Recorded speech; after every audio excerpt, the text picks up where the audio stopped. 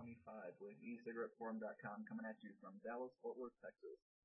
I figured I'd give a shot and try and do my first review. So bear with me if I forget anything, miss anything. I'm pretty tired. I just came in on a flight from Germany, but I was just itching to do this review, so I figured I'd have a go at it. I want to review the Jantystick. I've seen a few reviews out there, but I haven't seen anything long-term or semi-long-term about the use of it. So I figured I'd just talk about my day-to-day use of my Jantystick and why I love it so much. I own two Jantysticks, the V1 and the V2. Have not had any problems with my V1. There were a lot of issues with the switch peeling off and the switch failing on the manual models. The automatic models are no longer available. I've also heard issues of leakage. Now I'm a direct dripper with my Jantystick, but I've not had any issues with leaking unless I was excessively over dripping. Just my opinion, just my experience with the product.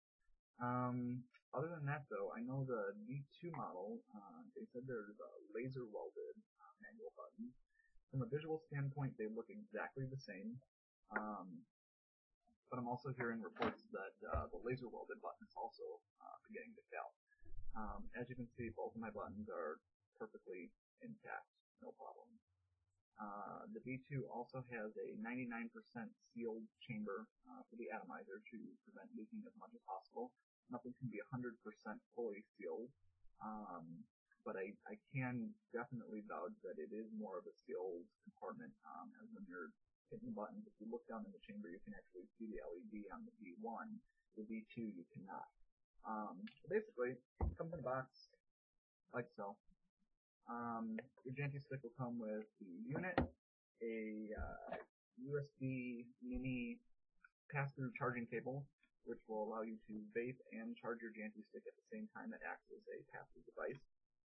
Comes with one atomizer, two batteries, and this really awesome holster for your Jantystick.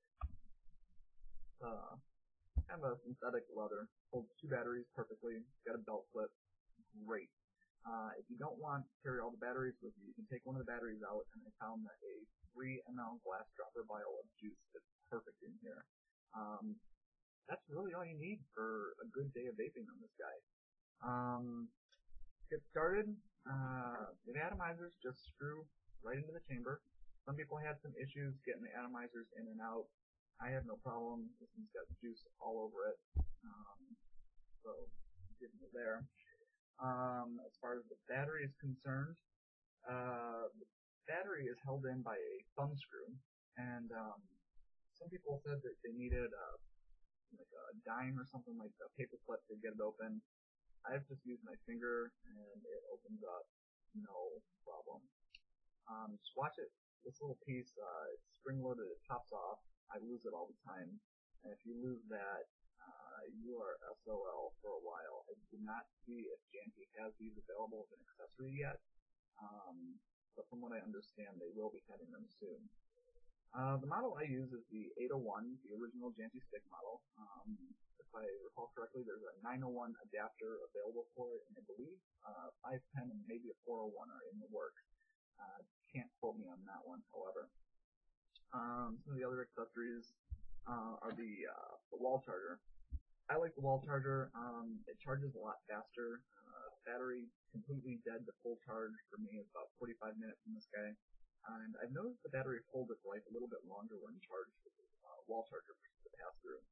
The cool thing about this is I'm a flight attendant, obviously, and I travel overseas roughly about 20 days a year. And the wall charger is actually a European charger, and it comes with this US adapter already on it. So there's no reason you don't need to buy anything extra for it. Just snap that on. And it's great because I can use it in Europe and not have to worry about carrying something else. The batteries are the CR10440s, the e-cigar batteries. Really cheap. I've got a bunch of them laying around here. For me, I'm a pretty heavy vapor. I vape about 3+ mils a day. And battery life for me, I'm averaging about 4 hours. If I'm heavily vaping, I get about 3.5. The great thing is these batteries are so cheap. You get so many of them laying around. I've never had a problem where I did not have a battery. So let's get right down to it. I direct drip my Jantystick, so what I've done is I've taken a cart and just broke off the part with all the cart stuffing in it. When I drip, I usually use anywhere between 2 to 3 drops per bait session. I've been vaping on this for a while, so I'm just going to do 2 drops just for the demonstration. But I'm just going to take a average pull for me. I can make huge thunderclouds of vapor with an 11-second draw reaching cutoff, but I just want to show you what a day-to-day use is for me.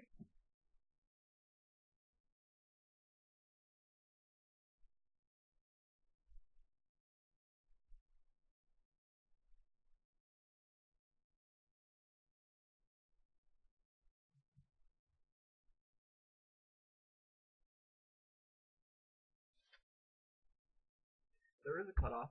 The LED is a little strip right here. It starts out blue, then goes to purple, then goes to red, and then flashes red right before the cutoff. Reaching the cutoff.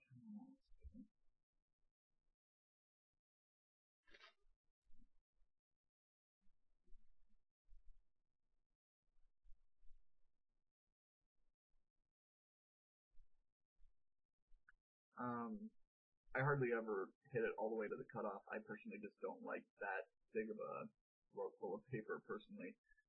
They've been on a pass-through. It's just a USB mini cable. Plugs right here into the side. It is a little awkward, the angle of the cord at that 90-degree angle like that, but you get used to it pretty quick. The red light comes on. I know it's really hard to see there, but the red light will come on, indicating that the unit is charging.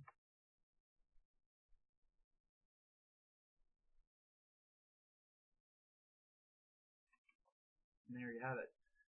For me, like I said, I haven't had any problems. If you do get any leakage, what I found is it's right around the LED light right here. And usually you just know that it's damp and you just feel it on your fingers. Clean it for maintenance. All I do is I unscrew my atomizer and run a Q-tip in there just to dry out some of that extra juice every once in a while. I have not lost an atomizer on my Jantystick yet. I am using Janty atomizers as well as atomizers from Heaven Gifts, East Mall, and Best E-Sig, all the 801s. And unlike the automatic batteries, I have not killed an atomizer with this thing yet. What else can I tell you? I don't blow out my atomizers. I don't clean my atomizers. If I know that they're starting to decrease in vapor production, I will, take it out, blow all the gunk out, and that's it. Pop it right back in there. I don't let them drain overnight. It's just what I do. It might work for you. It might not. Maybe once a month, if I notice that it really needs a cleaning, the casing can be popped off pretty easily, and will expose the inner body. And I can just run a tissue, really get in there and wipe out any extra juice. The juice, the small amount of leaking that I have had, the 3 times that it did happen, has not affected the device at all. I have had no problems with it. It vapes great. It's reliable. The nice thing about it is I fly a lot as a passenger on commercial airlines, and this thing is small. It's about the size of a cigarette lighter, and I can really palm this in my hand.